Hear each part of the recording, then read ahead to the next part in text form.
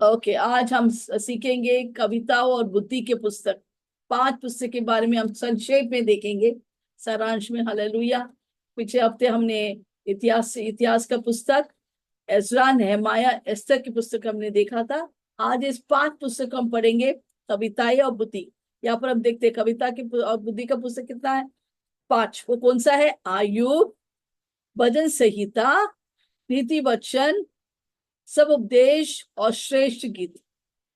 ये 5 पुस्तक क्या दर्शाते हैं? कविताएं यीशु के लिए या बुद्धि के पुस्तक, इसके बारे में थोड़ा आज हम सीखेंगे। पहला शुरुआत में वे 5 पुस्तक, बुद्धि के पुस्तक, शुरुआत करते हैं आयुब के किताब। हालेलुया। आयुब कौन था? प्रभु का वचन में लिखा है आयुब के बारे में, वो एक नीतिमान व्यक्ति था। आयुब एक कैसा था? वो नीतिमान व्यक्ति था। और परमेश्वर खुद, अगर आप आयुब 1:1 पढ़ते, परमेश्वर खुद आयुब के बारे में लिखा है कि आयुब खरा था, सीधा व्यक्ति था, परमेश्वर की भय खाने वाला व्यक्ति था और बुराई से परे रहने वाला व्यक्ति था। ये प्रभु का पहचान है आयुब के बारे में। उसी तरह परमेश्वर हम सबके बारे में कुछ ना कुछ पहचान देता है। डैनियल के बारे में प्रभु कहते हैं कि वो अति प्रिय व्यक्ति है। हालेलुया। आपको जाना है कि प्रभु आपके बारे में क्या पहचान देता है। तो आयुब प्रभु के चरित्र अगर देखेंगे तो आयुब के बारे में परमेश्वर क्या कहता है? वो सीधा व्यक्ति है और वो खरा व्यक्ति है, भय योग्य है, प्रभु का भय खाने वाला, बुराई से परे रहने वाला व्यक्ति है। हालेलुया। और क्या हो गया आयुब के? जितने नीतिमान व्यक्ति, हालेलुया, वो डर गया। अरे क्या होगा मेरे बच्चों का?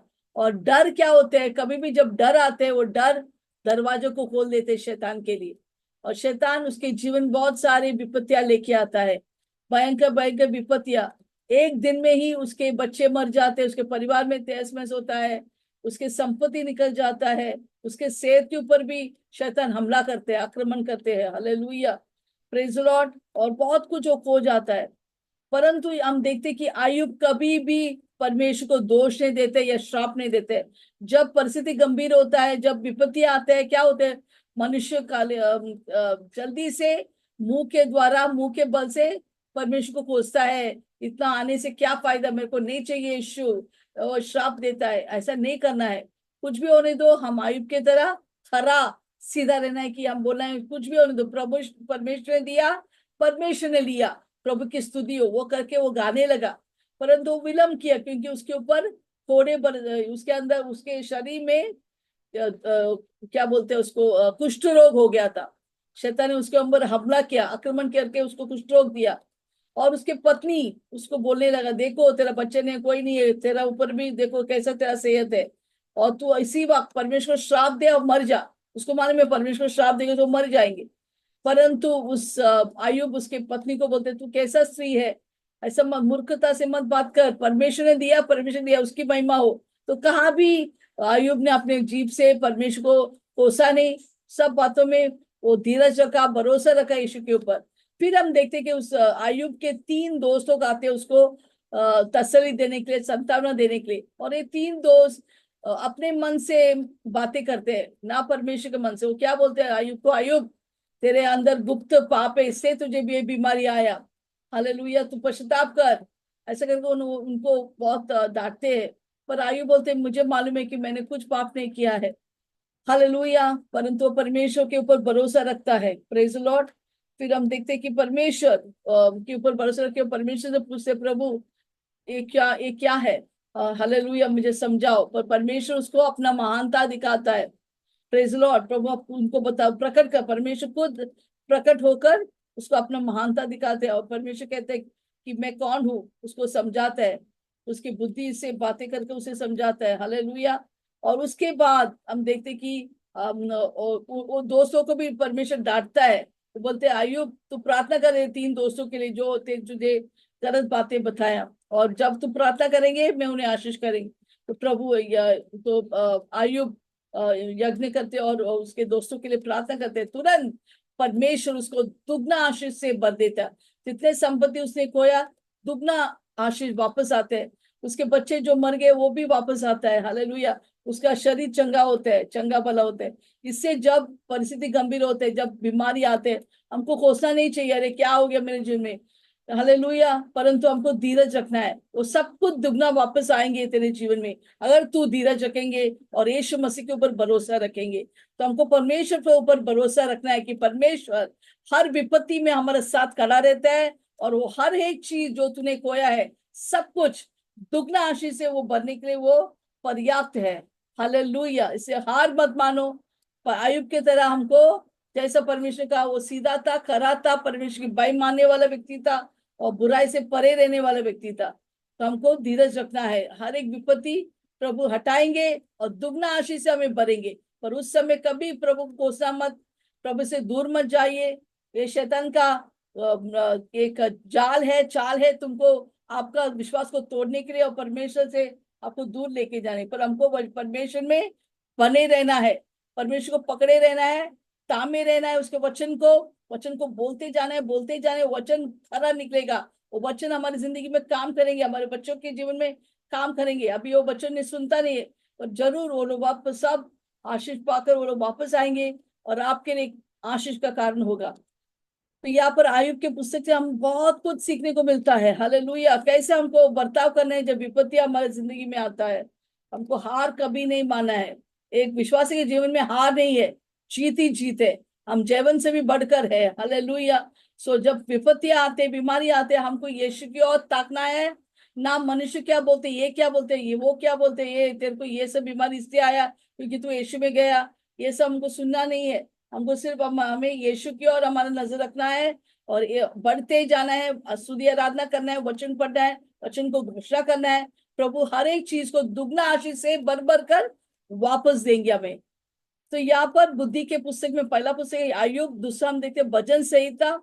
भजन संहिता भी बहुत ही सुंदर पुस्तक है। मुझे मालूम है मेरे बहुत सारे कड़वाहट जीवन में मेरे को मिठास, मेरे जिंदगी में मिठास देके वाला पुस्तक है भजन संहिता। मेरे अकेलेपन में, मेरे डिप्रेशन में, दुखी समय में, ये मैं हर वक्त भजन संहिता के पास जाकर पढ़ते थे उस पुस्तक को, और मुझे बहुत दिलासा मिलते थे इस भजन संहिता की किताब से, हालेलुया। तो भजन संहिता का किताब बहुत सारे बड़े बड़े लोग लिखा है, जैसे दाऊद राजा लिखा है, असाफ बोल के एक कोरा के बेटा लिखा है, मूसा भी एक भजन संहिता लिखा है। बहुत सारे लोग ने इस भजन संहिता लिया तो लिखा है। तो भजन संहिता एक भजन का एक झुंड है, पुस्तक का झुंड है।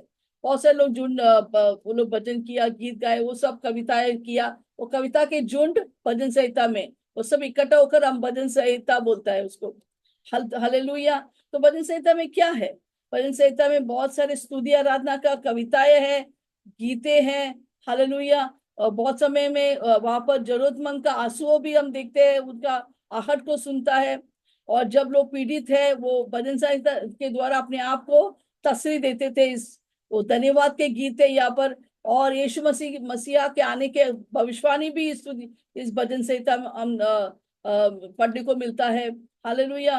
पूरी तरह से ये मनुष्य मानव जाति का एक भावनाओं का पुस्तक है। भावना, क्या क्या अलग अलग भावनाएं आता है एक मनुष्य में जब परिस्थिति बदलता है, ये सब कुछ हम इस भजन संहिता में दिखने को मिलता है, पढ़ने को मिलता है, हालेलुया। इसमें विलंब भी है, धन्यवाद भी है, भविष्यवाणी है, हालेलुया। तो बहुत सारी चीज हम इस गीतों की पुस्तक से हम सीखने को मिलता है। और जब भी आप दुखी में है, खेदित है, इस भजन संहिता में जाके देखो, पढ़िए। वो एक आइसक्रीम है हमारे जिंदगी, एक मिठास लेके आते हैं हमारे जिंदगी में, हालेलुया, प्रेज द लॉर्ड। और बहुत सारे ये गीत अलग अलग परिस्थिति में लिखा हुआ गीत है। कोई कोई गीत लोग लिखा है जब वो लोग यात्रा में जाते थे मंदिर, या उससे में पर्व मनाने के लिए, त्योहार मनाने के लिए जब वो लोग जाते थे यात्रा में, वो लोग गीत गाते थे।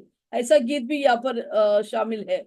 और बहुत सारे गीत जो जब राजा लोग को अभिषेक करते थे, वो गीत तभी भी लिखा हुआ गीत है, हालेलुया। तो ये बहुत सुंदर पुस्तक है, ये मिठास लाने वाला गीत है, आपको दिलासा देने वाला पुस्तक है। तो ये जरूर पढ़ना है भजन संहिता।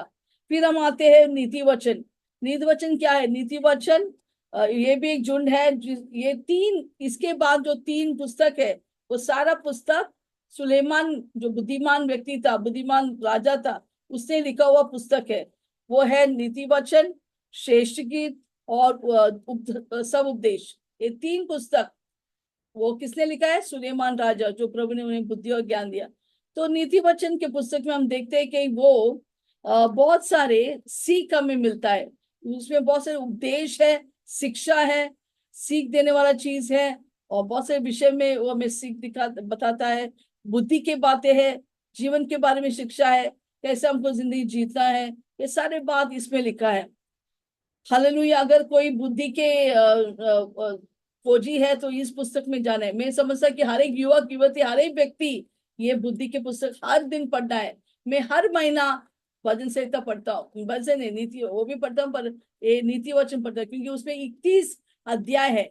31 आपके 31 दिन, महीने के 31 दिन के लिए ये काफी है। हर दिन एक एक वचन, एक एक अध्याय आपको पढ़ना है। हर महीना ये नीति वचन पढ़ना अनिवार्य है। हालांकि क्योंकि वो हमें सिखाता है कैसा जीना है, कैसा हमको गुस्सा नहीं आना है। अगर आप गुस्से वाले व्यक्ति है, ये वचन पढ़िए, बहुत सारे गुस्से के बारे में लिखा है, कैसा गुस्सा मूर्ख के हृदय में रहता है। तो ये सारे चीज, अगर आपको गुस्सा निकालना है, मेरे जीवन में भी बहुत गुस्से थे, गुस्सा था, भावनाएं थे, तो मैं वचन संहिता, वचन नीति वचन से लेकर मैं हर वक्त मनन करता हूँ, ताकि गुस्सा निकाल कर शांति से हमारी जिंदगी बिताने के लिए। हालेलुया। इसमें बहुत सारे चीजें लिखा है इस नीति वचन में, प्रेम के बारे में, शादी के बारे में, पैसे के बारे में, काम के बारे में, बच्चों के बारे में, और झगड़े के बारे में, और झगड़ालू स्त्री के बारे में लिखा है। बहुत सारी चीज, बहुत सुंदर पुस्तक है ये। हालेलुया। हमको हर महीना इस पुस्तक को पढ़ना है। उसके बाद आते हैं सब उपदेश। फिर से ये पुस्तक किसने लिखा है? ये भी सुलेमान ने लिखा हुआ पुस्तक है। और इसमें हम देखते हैं कि ये व्यक्ति जो लिखा है वो ऐसा लिखा है कि मैं एक बुद्धिमान बुजुर्ग व्यक्ति हूँ जो ये लिख रहा है, और अपने आप को वो प्रचारक मानता है, और वो जीवन के नजरिया को बताते हैं कैसा हमको जिंदगी जीना है। और वो अपने खुद के जीवन के पीछे और पिछड़े और सोचकर एक एक बातें हमें सिखाता है। हालेलुया। वो कौन है? वो प्रचारक, वो बुद्धिमान व्यक्ति सुलेमान है। तो सुलेमान ने बहुत सारा प्रशंसा, प्रसिद्ध हो गया, वो पैसा कमाया, सब कुछ जिंदगी में देखा है, परंतु अंत में सब उपदेश में जब आते वो बोलते हैं सब कुछ व्यर्थ है। परमेश्वर का बिना तुम्हारा दौलत, तुम्हारा ऐश आराम, तुम्हारे पैसे, तुम्हारे काम, सब कुछ माया है और व्यर्थ है। तो ये हमें श्रेष्ठ इस सब उपदेश में पढ़ने को मिलता है, सीख मिलता है। हालेलुया। हमारा सुख विलास थोड़े देर के लिए, पर अगर जो इसको परमेश्वर है वो सबसे खुशी व्यक्ति, आनंदित व्यक्ति है। Praise Lord. इससे ये हमें बड़ा सीख बताता है। हालेलुया।